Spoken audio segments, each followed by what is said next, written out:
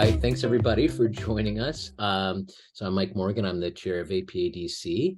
And just in case this is your first time encountering APA, we're a nonprofit trade organization built by photographers for photographers. We've got a number of events coming up.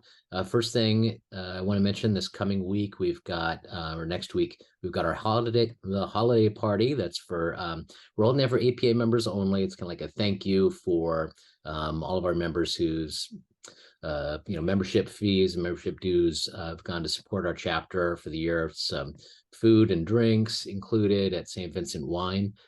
So I do hope that all our APA members will join us for that. Then we've got coffee break in January.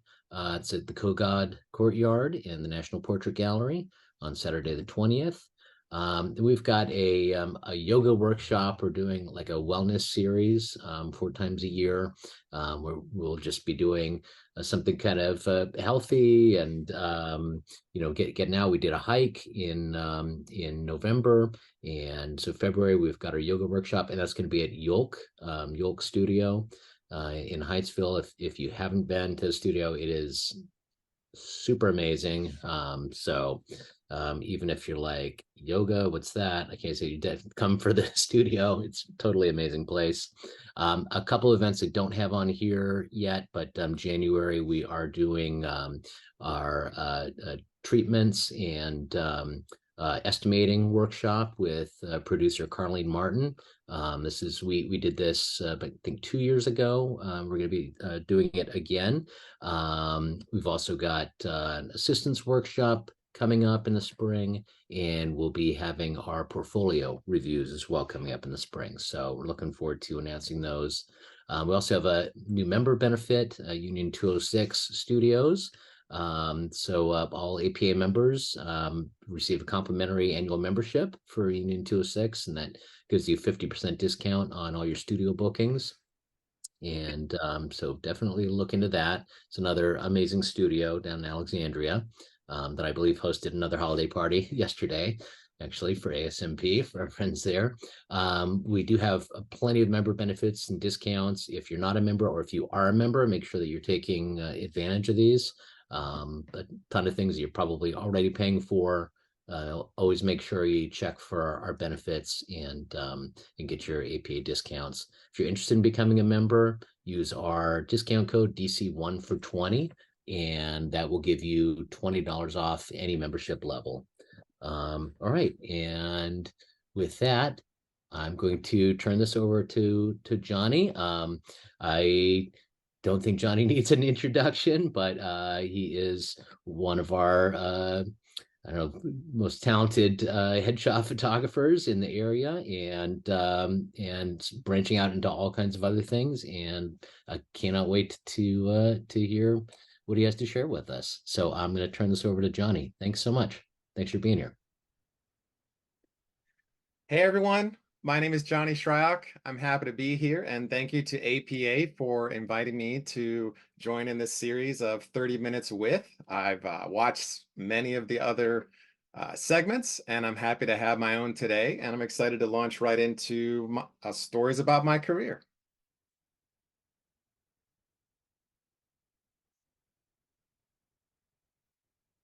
All right. Give me one moment, everyone. I need to hide something in Zoom real quick. And excellent. So, kicking it back to the beginning. So this is December 2023, and we are closing out another wonderful year of photography. I wanted to share with you today how my career has basically evolved to be photography designed with marketing in mind.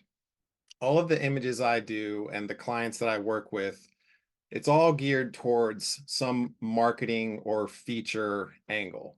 I have worked in many other genres of photography, but pretty much my main focus is imagery and sometimes video that will be used to promote either a person, a company, a brand, a value, things like that.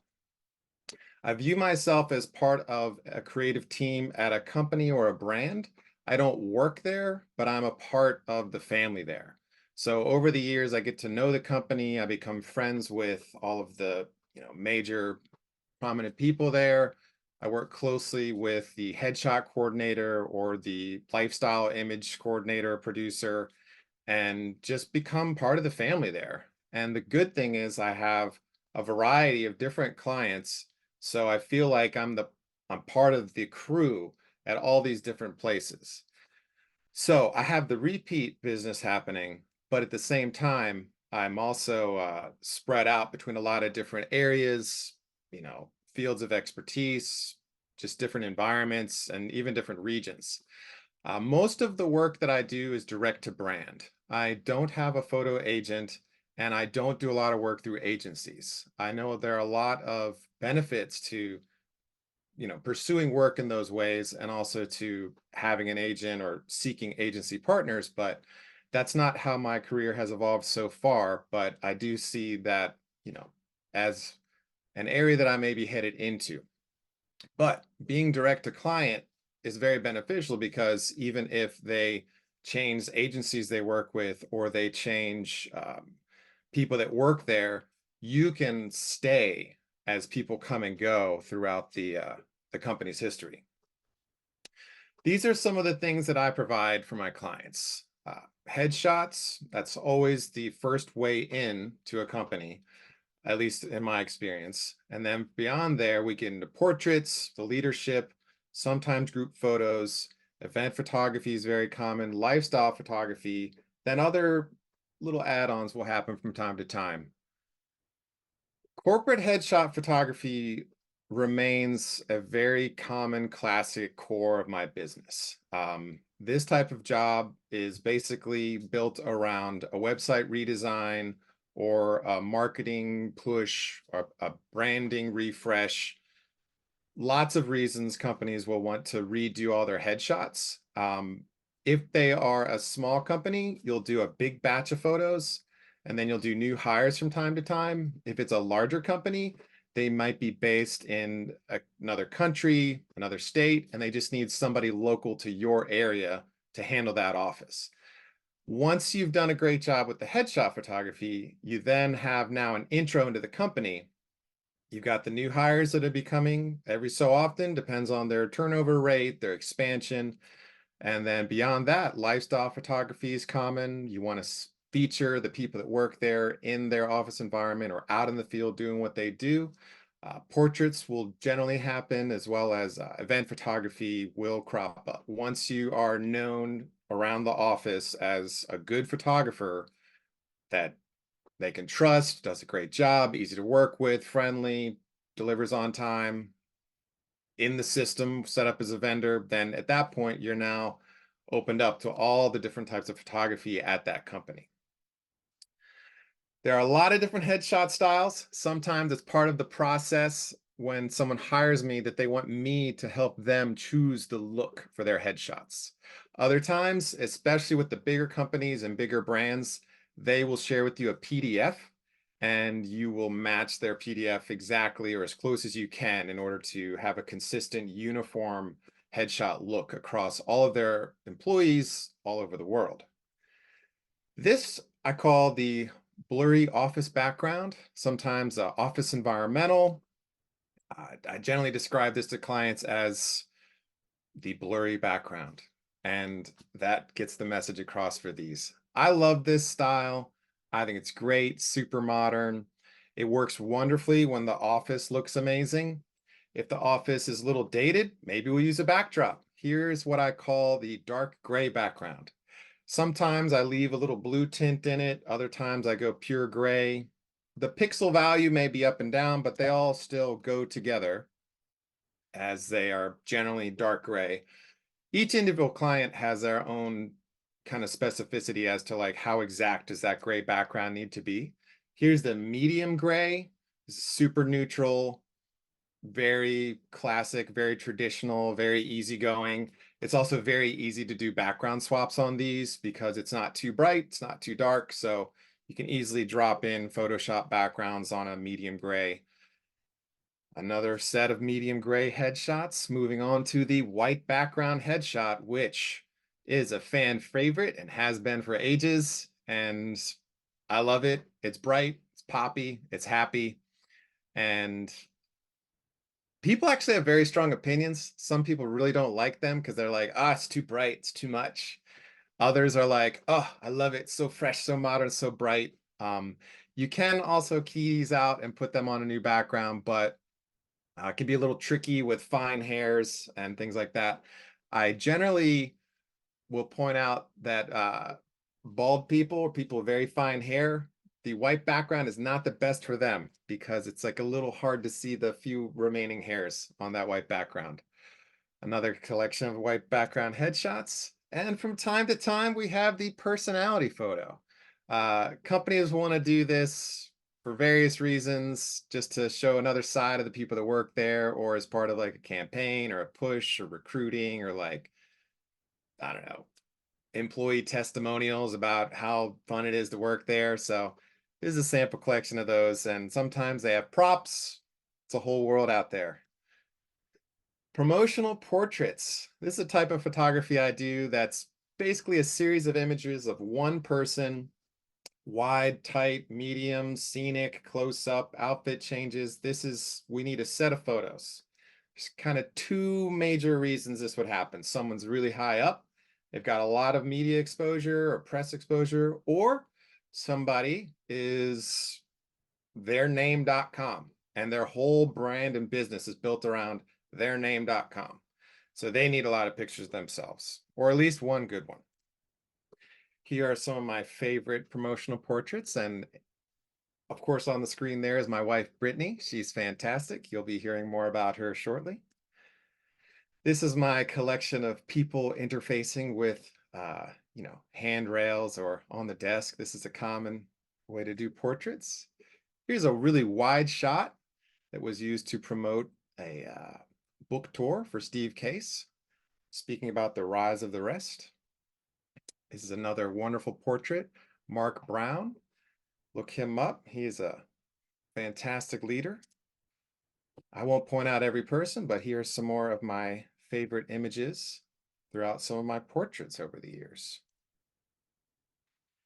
Every one of these pictures comes from a collection. So for each picture you see here, there are several more shots. This is my DC collection. Being very close to Washington, DC, a lot of clients will ask for imagery that speaks to the nation's capital. It could be alumni magazines, although I've really only done that a couple times. Usually for me, it's more so leaders within a field that want to showcase where they are and also how important they are. I do have construction clients, including this image here with HIT Contracting. This is one of my favorites. I loved this generator yard shot. This is more of a dark and moody series of portraits we did working together. All of the people were spotlighted against a more epic background. Once we've done the headshot photography for a company, we've done our feature portraits. At that point, they may decide, you know what, we really need to get some images of our people working. So for these, I generally do these at least a half day, ideally a full day. Rarely I'd want to do it in a half day. That'd be a pretty limited set of images. And it's a lot of coordination to get these going. The office administrator has to do a lot of work ahead of time. I do offer guidance to them on how to set up the day. You can do it by zones, you can do it by teams, you could have a checklist of placements that need to be met with the resulting images from the library. I love this category of work. It's so much fun for me.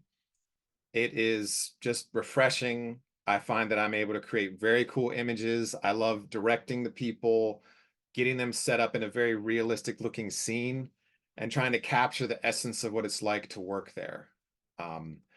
These days are just an absolute blast. I do use lighting. I generally have the opportunity to do a location scout in advance. I hope to work with assistants if possible, and I'd love to have a makeup artist on these days. Not all budgets support all of these things, but I will always at least bring lighting.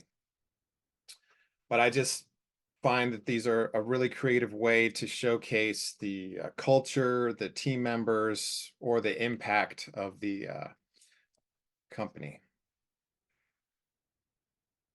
It's a chance for me to do something a bit more scenic, interesting, and engaging uh, with my photography. I love doing headshots, but it is a very defined photo.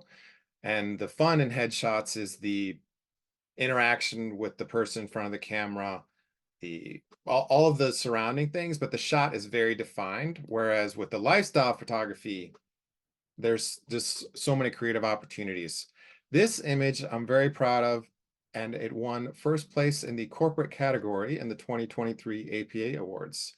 And I was elated for that honor, and thank you to APA for that. Doing the lifestyle photography allows me to work across a wide variety of industries, service areas, environments, and people, and frankly, just keeps things fresh. This area of motion plus stills image libraries. This is something that I've been getting into over the last few years, and really over the last year, it has taken off in a wonderful way. And for these jobs, I'm actually acting as a producer, director, and photographer. Producer meaning I am hiring models and crew members, and I'm also providing catering and other wraparound services for production. I'm essentially acting as an agency. Director, meaning I am telling everybody where to stand, what activities to do for both the stills and the video. And the photographer, I am shooting, but doing the photography is a small piece. Well, actually, it's a very large piece, but it is just one segment of the overall shoot or the production. These shoots blend a photo shoot and a film set. And there's a fine balance between shooting motion and stills at the same time versus giving video the total exclusive opportunity to shoot from the best, most ideal angle, or for me as the photographer or Brittany as a photographer, as we do these jobs together sometimes, we will have the, the focus at that point. A majority of this work is under NDA for me, so I'm not able to share any finished work at the moment, but here are some behind the scenes shots. The transit is quite involved. I like to fly with equipment. I have rented on site, but I do enjoy flying with my own, hand-picked equipment. Although for one shoot, some of the crew members just drove a van because it was just better and easier for us for that production to just drive a van. Some more BTS from the airport, as well as a hotel room where I'm setting up a lot of gear. And here's one of our staging rooms for equipment, and also a shot of us on set. It's my friend Daryl Pittman. We've done a lot of projects together. And here's Brittany and I working together on another set. And you can see a little bit of the lighting we're using, some large LED panels, as well as our production cart with multiple monitors. Going back in time, before photography, I was a musician. I had a world of small gigs. I produced shows. I was in a high school rock band. I was into promoting. I made postcards. I started using Photoshop back then. But my small business skills started when I was in high school, and I was a junior recording music demos for the freshmen. And since that point, I have just always had some service that I'm offering to people. Over the years, it's changed a lot of shapes, but back in the day, I had a basement recording studio. I worked on independent films, and I gave guitar lessons, and I produced rock shows. I was a high school photography teacher for 4 years at Bishop McNamara High School in Maryland. And I worked alongside my brother, who's actually pictured next to me in this headshot down there, which is the classic head tilt. Check that out. That lean, the unmistakable lean of the volume school headshot. That was an amazing time being a high school photography teacher. I Had so many wonderful students, some of whom are photographers today, and I'm in touch with. Back in the day, I started off as a natural light headshot photographer with a DSLR and a 50mm prime lens. I took every possible job I could get. I responded to Craigslist gigs, and I made Facebook posts and postcards. I had an apartment studio situation where I was doing headshots within a studio apartment. I didn't love it. It was fine. It helped me launch my career, but I pretty quickly switched to being entirely on location, and that is true to this day. I have booked spaces for shoots, but I do not run a studio at this time. Something I think about often. I have the volume to support it, but I have pros and cons on opening a studio for me. Here's an early BTS shot from 2012 with my trusty alien bees. Another BTS from 2013. This is a white background headshot setup and not incredibly different from what I'm doing today. But there's actually a lot of really small differences. Here's an old school postcard from 2013. I would do pop-up headshot events, which are still a very viable and popular offering for many photographers, even in 2023. I still think a lot of these headshots are good. These are some of the old school crew, and they're not that bad. They're decent. Over the years, I stopped marketing for actor headshots. I stopped doing a lot of different genres. I really zeroed in on corporate headshot photography. I knew that was a really good career path for me. I was seeing the benefits of repeat business, just the stability that happened, the fun, the relationships that I was growing with my client partners. I basically just decided once I book a client, I get in with them, I want to have them be a client for life.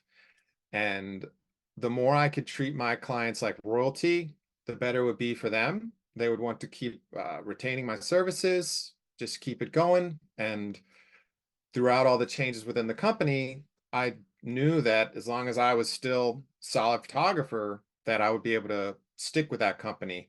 And I've had some clients for about 10 years now. And at this point, I feel like I work there. It's amazing. I can go in the office. I'm like, hey, so and so, so and so, so and so, and it's just wonderful. And yeah, I can't speak highly enough about working with the same clients year after year. And I know many photographers feel the same way, but for me, corporate headshot photography was the way to really cement in the position I wanted to be in as a photographer with this type of imagery, as well as the work conditions that I wanted to have. And paid photography jobs have taken me to 17 states, as well as the Washington, D.C. market so far. Quick commentary on the headshot industry. There are just 4 spots remaining for headshot photographers in your city. After that, no more headshot licenses will be handed out. That's it. There's only so many photographers allowed per city. Oh, never mind. Anybody can pick up a camera and start at any point, just like I did. And I like to point that out because there's a lot of negativity towards people that are just showing up with a camera. Well, everyone just started and they showed up with a camera. Everyone just said, hey, you are open to hire me for photography if you'd like. So there is a place in the market for all prices at all levels. Not every photographer wants to work at every price point. Not every client wants to pay for every price point. In terms of headshot market, boy, I would say pretty much every photographer I know is willing to do headshot photography. With that, there are still lots of photographers making a full-time living doing just headshots. It is a great time to be a headshot photographer. I know there's a lot of headshot photographers and the market is competitive, but every single sector of photography is competitive. I'd say the job market is competitive. You need to be competitive. Get competitive, get good, and you will succeed. I know that's a little bit vague, generic, and ruthlessly optimistic, but I do try to stay positive, knowing that there is a lot of opportunity out there. And even during times when there are slow seasons, which we all will have, uh, it's out there, it's still happening. And the more people you see doing it, that means you can do it too. AI generated headshots, quick commentary. They're okay. They're going to meet the needs for some people. I view it as one more thing that we need to be better than, just like the boss's friend who has a camera or a cell phone or any other thing that threatens our industry. A new photographer popping up that's sending marketing messages nonstop to your client. They're they're coming in. AI headshots, they're coming in. You've got a friend of a friend, someone who works there is coming in. You've got somebody who works there and likes photography, and they're, yeah, let me do it. So there's so many reasons that we have to, I guess we can get lost in a world of fear, but I feel like they would rather work with you than any of these other things. Keep doing a better job than all of the other things that are coming at your client. Not even just do a better job, because that's to imply that there may be, you're going to do a better job than any other photographer. You don't. You don't have to be the best photographer that you know. You just have to be the best photographer that they know. And you have to make sure that they know that they can count on you and keep using you. So AI headshots, I don't want to do one. I'm entirely unwilling to do them. I can't imagine bosses in HR saying we're going to take all your selfies and then generate a fake image of your face and that's going to be it. I don't see it. But again, this could change. A lot of things could change. I can picture different ways that the headshot market could go down, but right now there are loads of headshot photographers and many of them are doing very well. Not all of them. There's always ways that we can grow at times, and lots of ways for you to find online education and inspiration to grow your business, but headshot market is still a pretty solid market.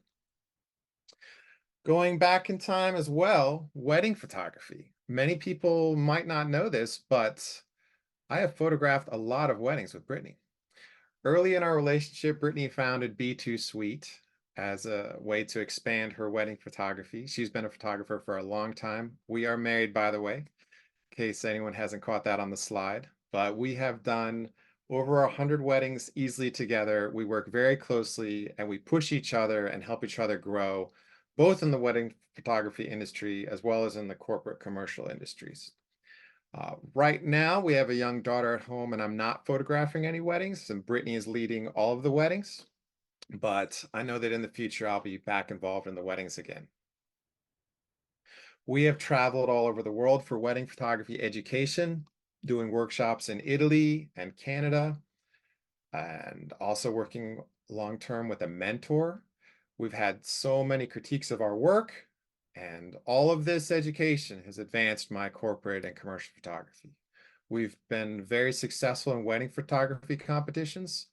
Images on the left are by Brittany. These are two of her most notable, I'd say, popular images, and the two on the right are mine. And we've judged international photography awards, and we participated in a lot of them, and our work is done well. The process of preparing your work for submission to awards is worth it. So basically, it's worth doing the awards, even just for the sake of the fact that you will look at your work in a different way and scrutinize it very intensely. These are two awards that I'm super proud of. On the left is the Grand Prize Wedding Photography Photo of the Year 2019 for Rangefinder magazine. And on the right, I was ranked second place globally by points in a documentary wedding photography competition called the WPGA, Wedding Photojournalist Association. Wedding photography, super hard. I do feel like a lot of commercial photographers may look down on wedding photography, I just want to state that it is super hard. It's done in a marathon format with no breaks.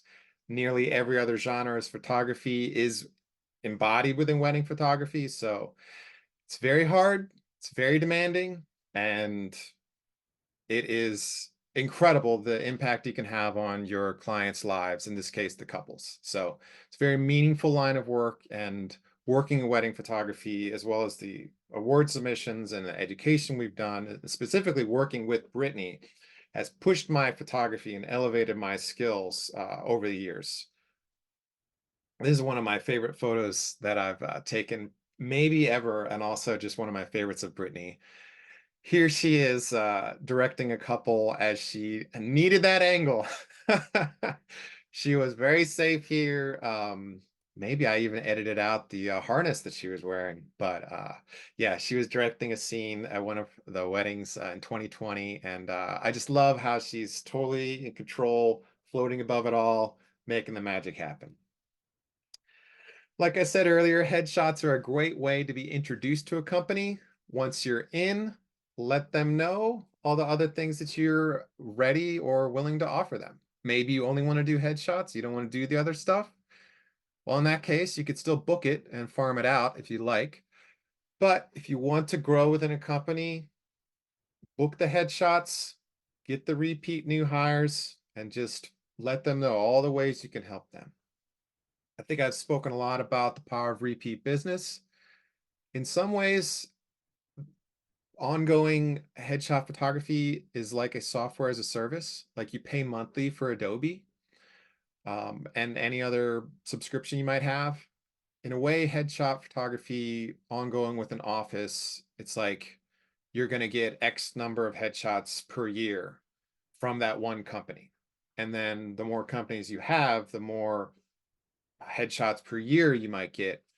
And it's a way of having a little bit of a predictable income, knowing that at any point clients may come and go for a variety of different reasons, but still, you've got a collection of clients, you do the new hires, you do the other types of photography.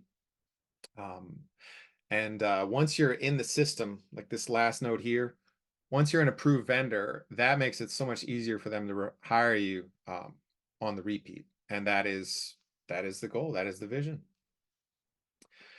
Some of the things that we encounter in the world of corporate photography, these are some of the things that are a turnoff.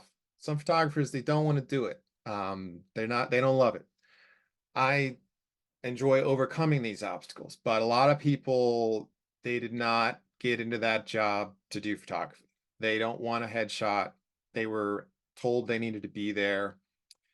And there are just a whole lot of ways that volume corporate headshot photography presents challenges. But I'm a very positive person, and I have cracked the code on, I would say, a vast majority of people's personal anxieties about their headshots.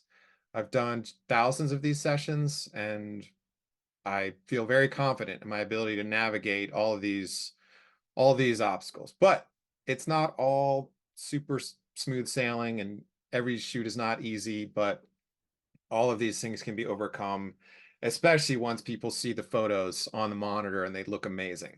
At that point, people feel a lot better about being involved in the process. As I look back on my career, some of the things that I just wanted to reflect about and share with you, it's important that you have at least a concept of how to scale up and down outsourcing as you need during different career seasons. This could mean, within headshot photography specifically, retouching. What if you get too many headshots at once and you just got too much retouching to do? Are you just going to not sleep, or are you going to get a little outsourced help? Or what if you have a really good booking and then well, this is my third point actually on this slide. You need very good friends that you can trust to do an amazing job and not steal your client. You might have amazing booking on this one day, same day. You need to help another client out. What are you going to do? You got to have a network. they've got to be good. Being a member of APA will help you with that because a lot of amazing photographers are in APA. So yeah, having high-level photography partners is very important. Coming soon, Shoot Authentic. Brittany and I are launching a new brand that's our combined portfolio in the commercial space. We're going to do image libraries, we're going to do motion and still shoots, and we're going to be housing a lot of our combined work because uh, we have so much to share and so much to offer our clients. So here's a couple BTS from shoots that we've done together and us on set. This is a website that it's a long time coming, as it's something that we've talked about for a good while. We've done a lot of shoots together, not just the weddings, but also in the commercial and the corporate space. The APA award-winning image that I have was from a shoot that Brittany and I were doing together. It was a combined image library shoot. So with everything, as I look back, why photography? Why photography for me? It remains an amazing career. I love so many things about it. It is refreshing and rewarding. There's a lot of new opportunities out there. I feel like there's so much of the world that is yet to be uncovered for me. I've been doing photography for over 10 years full time, and I feel like there's still so much for me to capture out there. There's new clients I would like to work with. There's new personal projects that I'd like to shoot. I'm still passionate about making the work, producing the work, and being involved in the space. I do love being self-employed and running a business. I have always liked the process of relationship building with clients, letting them know what you can do, learning what they need, and finding a match, offering them services at a price, and then delivering an amazing product and experience for them so that they're super happy. It continues to be a good field. There are challenges within it, and I view them as things to overcome. But for any challenge that could come my way, there is not another job that I'm interested in switching to. I enjoy it. I'm ready to roll with it because it changes all the time. Even from when I started to now, a lot of changes have happened, and I know that many more changes are coming. I do have a big thank you to APA for inviting me on this, and I have a couple potential additional discussion topics on the left if anyone has any questions they'd like to share.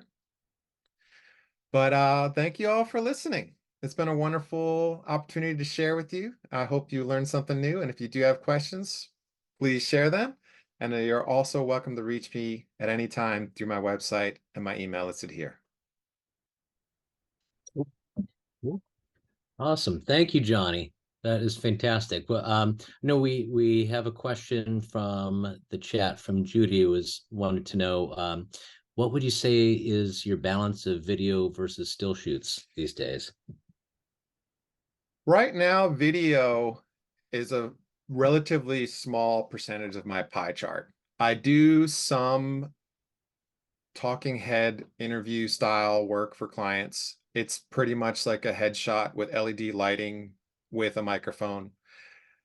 I have done gimbal operated lifestyle work, video work, and I've done a number of motion stills work.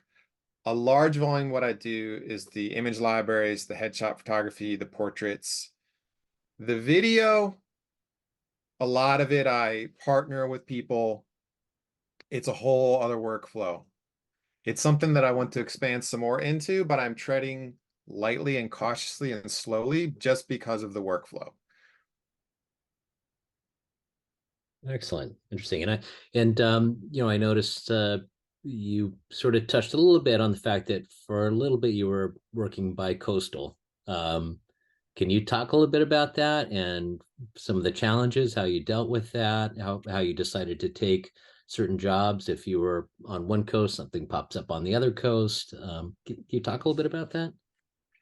Yeah, absolutely. There were a couple years where I maintained two websites. One was SEO engineered for Washington, D.C., and the other one was SEO engineered for Los Angeles. And I flew back and forth. It was very exciting for a good long part of it. And then by the end of it, it was a bit chaotic to be traveling at times for 1 week here, 1 week there, 1 week here, 1 week there. I did get to pit the two regions against each other, and I had the cachet of telling my DC clients, "Oh, I'm in LA right now shooting. I'll be back in time." And then in LA, up, I'm actually flying to DC. I'll be back shortly. So I would use it for a marketing push, but it was it was for me a great way to get introduced to a number of different clients to prove to myself that I could do very well in any market. I did do well in LA, but over time, as changes took place, I settled and said, I'm really going to work the DC market. And I stopped being bi-coastal. Awesome. Well, we're glad to have you here. Um, and then I guess going along with that, and you have here on your additional discussion topics, flying with gear. So it seems like you tend to travel with a lot of your gear rather than renting on site. Would you say that's accurate? Yeah, you can get decently close dollar for dollar with media rates at times with my APA media badge, which is a wonderful member benefit. I traditionally pay 75 a bag through Southwest. I fly with them if I can. Plus, I got 2 bags free. So I'm looking at 4 bags that can weigh up to 100 pounds each, and it's 300 round trip because 2 fly free, 2 are 100, 75 each. It's a round trip, $300 for 400 pounds of gear. And then I don't have to manage any other thing on location. I will be aware of rental spots in my city, but I can also just deal with the inconvenience of a bunch of heavy gear. I do check in at the curbside check-in, and I tip baggage handlers. And then on the other end, I have another, you know, person on site. They got the big cart. I tip them. So I do a lot of gratuity at the airports to get through it. But, I've spent a lot of time picking the exact equipment I want to use for speed, especially. I feel immense time pressure at my photo shoots, and I'm just so excited to capture yet another scene. Get over there. We got to do that thing. I want everything on wheels and really nice wheels. And I don't know what I'm going to get, the rental. So I do like flying with my gear, and clients will reimburse it. And I think that they like knowing that I'm bringing my exact setup. If it was just a stationary shoot with like light stands, I'd probably just fly with lightweight stands anyways, like the aluminum or like the plastic, whatever, like that's fine. If I needed to use metal stands, C stands, well, I could just fly with them or could rent them. But generally, if I'm flying somewhere, I'm taking a light setup, like a very lightweight setup, because I'm going to be in one room doing a lot of headshots and then maybe shooting event stuff or group photos, parties, but I want to have no weight. Or if I'm rolling deep and I'm doing this huge job, I need good wheels. So I want the best wheels and I want my exact setup so I can fly. And then I know I have the right stuff when I land and I have all my gear. And I've got air tags and everything, and that gives me peace of mind to know where the equipment is. Yeah, that's smart using the air tags for sure. Um, and then I got a question too, also in your additional discussion topics. Your editing and workflow. I mean, I know particularly with a headshot job, but also with like a lifestyle shoot, you might be producing a ton of volume in a short amount of time. How do you handle all of that? Do you outsource some of that work? And I don't know, can you just talk a little bit about your workflow? Yeah, so let's talk about the lifestyle workflow. Um, Generally speaking, my lifestyle deliverables are all of the best images. So the client will get copies of all of the images I believe are the most successful. I don't put a count on the number of images, and I put in there that it is the photographer's curated collection, something like that. So I will tone all of it, knowing that these are essentially soft proofs.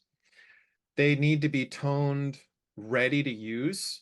I would not be mad if I saw it pop up as is, but I know every photo could be polished and enhanced with editing. So for a lifestyle shoot, it's classic. I cull it and I tone it. I don't outsource any of that. And then I wait for the selects to come in, which is usually one per scene. And then I will throw in any others that I want retouched because I think they're good. Because sometimes they will select one image, but I'm say, oh, 4 frames later, that was the shot. That's the one I want. So then once I get all that together and I specify, I need the whole list at once, only once. This is the same for headshots. There's no trickle. Oh, these 4 picked and these 3 picked. Like one email, one list, and then I edit that. I have outsourced that at times, and I've paid different services around the world. I've paid dedicated editors, and it depends on how busy I am and what's going on in my life at the time. Because especially with the generative AI fill for object removal, stuff that used to take an hour can be done pretty quick. Um, So yeah, I share all the images, get the selects, I retouch them, depends on how busy I am, if I'm going to do it myself. It also depends on frankly, how good the pictures look as is. And also, if there was a makeup artist, I know they're going to look better, so they need less retouching.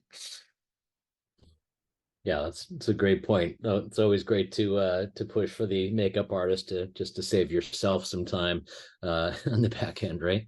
Yeah. Um, I do have a little question about working on like the lifestyle shots, and just kind of wondering about like your color correction and stuff. Are you tending to gel your lights, or are you just doing a lot of that color correction in post? Like, how are you getting that balance between the skin tones and some of the weird office lighting that you encounter? Yeah. Yeah. Lifestyle photography offices, man. Yeah. Some of the offices look so good, and some of them are ready for a refresh. The way I light them, it depends if I'm relighting the whole place. At that point, I'll use either LED or flash. For me, I balance mostly LEDs, Kelvin matched to the ambient light.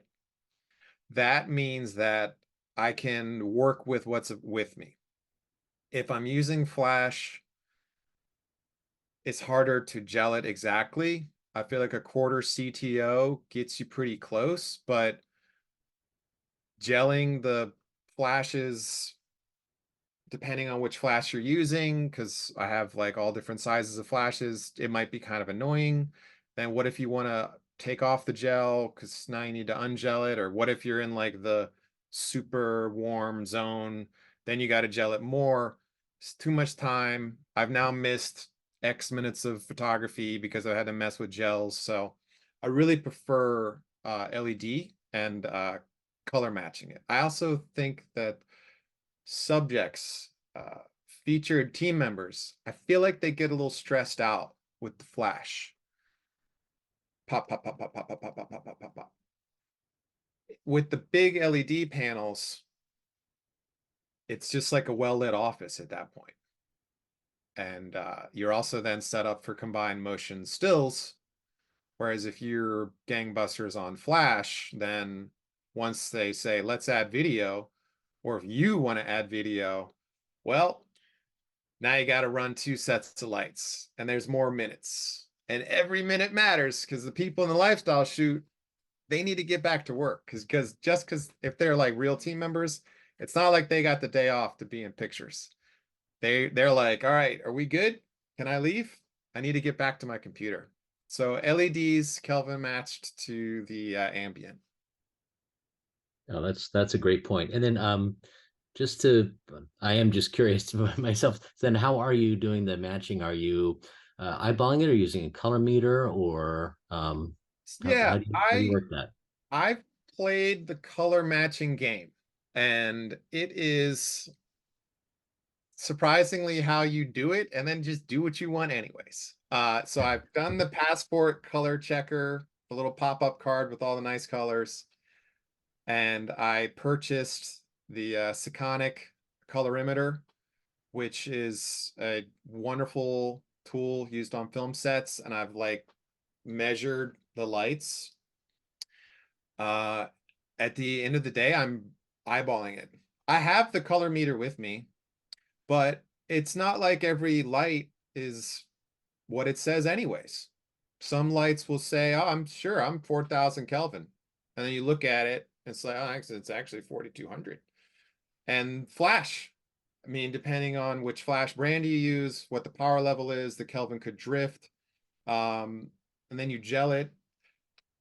Most offices, most of the time, are around 4,000 Kelvin. If it's a lot of daylight, you're kicking it up to 5, 6,000 Kelvin. If it looks a little too blue, a little too orange, so a lot of eyeballing. It's just funny how much time I've invested in trying to color match with all these expensive tools. But at the end of the day, even with setting the custom white balance and headshots with the gray card, I'm like, I look at it, I'm like, not quite right. And then I do whatever I want anyways. Um, Only other note on color matching is I do not work in fashion product photography. My red can be a little different of a red. I'm not selling clothing specifically. Those photographers and those digitechs, your colors need to be really good. And their workflow, that would be an amazing thing to learn about. For sure, for sure. Well, do you have a question from the chat? Justin is asking about associate photographers. How often do you work with them? And how do you go about finding them? Yeah. So we had a, a baby girl middle of last year. Absolutely incredible. I wanted to take paternity leave, which essentially means turning down good jobs and trying to maintain the clients. It was something that was very important to me to have family time at home. So before that, years before that, I was always happy to double book or triple book a day. I don't want to send a client to the internet randomly. It's terrible. They would need to pop open Google, open 10 tabs, just like when they're looking for their photographer for the first time. So I get a read on people through meeting them at professional industry events, as well as interacting with them online on Instagram. I'm well aware of a lot of different photographers that do exactly what I do, and I know most of them. And for me, associate photographers are super important these days. We are still balancing watching our daughter. Basically, both of us are still working and watching our daughter. So we are balancing how many shoots do we take per month? How many shoots do we take per week? Because we are very hands-on in raising her. And that means that if I might have a month that has, let's just say 30 possible photo shoots, and I can only do 15. Well, A, that's a pretty big month. What's going to happen another 15? I don't want to send them off into the wild. I want to book it through me, invoice it through me, and send a friend and cut the friend in on the deal. I pay associate photographers a sliding scale percentage of the job. Uh, I find that paying them this way gets them A, more money, B, more buy-in, C, caring more. Just like I want them to act as if it's their job on the line, their business on the line. So I do associate photographers all the time, and it's amazing. During September, October, look at the forums. Everyone is scrambling. There's so many people are like, I got a client that needs a thing. I got a client that needs a thing. So, anyways, lots of the time, I use associate photographers a lot, and it's fantastic. But you got to know them well, show them exactly how you want it to be done for your client. You don't want your client to have a negative experience with your associate photographer, and you want it to be super seamless. And for me, I book it and invoice it through myself, and then I pay the photographer direct. Very cool. And let's see, and then there's one more question here from the chat. John and Barbara asking, what are your thoughts about using strip boxes? And do you remove the outer diffuser if you're using a grid, or does that matter? Um, Yeah, I love strip boxes. They're great. Um, I feel like as for me, I use them mostly as edge lights or backlights. I know that there are a lot of different lighting styles that use them as front lights. For me, it's a little long for a front light, like the catch light in the eyeball. It's just a little long, and I don't prefer the shape of it. I prefer an umbrella for my headshots, and I want all my lights to be as diffused as possible. So I'd absolutely use the baffles, and if you want to soften it, at times I've thrown on a second baffle. You lose more output, but you can layer diffusion on over it, or shoot it through something else. But I want maximum softness to enhance the skin as much as possible. Unless I'm trying to do edgy, dark and moody, dramatic, then I want punchy shadows. I'll use a smaller light. But yeah, I think all the shapes have a time and a place. Strip box are great, but I always use the double diffusion unless we got a special case scenario. But I'm working with everyday people that they want to be flattered in their photography. So softness is the key, as well as shadow placement. Absolutely. Awesome. Well, Johnny, thank you very much. You've been incredibly generous with everything that you've shared. And yeah, we really, really appreciate you being here.